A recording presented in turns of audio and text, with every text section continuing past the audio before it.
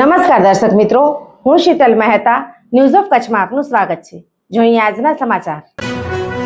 ભુજમાં પ્રમુખ સ્વામી નગર ટાયરના ગોડાઉનમાં આગ લાગી।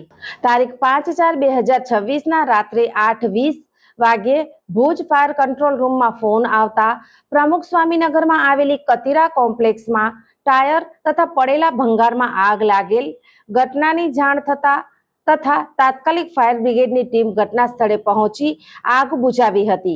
ત્યાંથી ફાયર ઓફિસર સચિન પરમારનો કોલ આવેલ। પ્રમુખ સ્વામીનગર ભાટિયાવાડીની આગળ મહેક ડ્રાય ક્લીનરની દુકાનમાં આગ લાગેલ છે।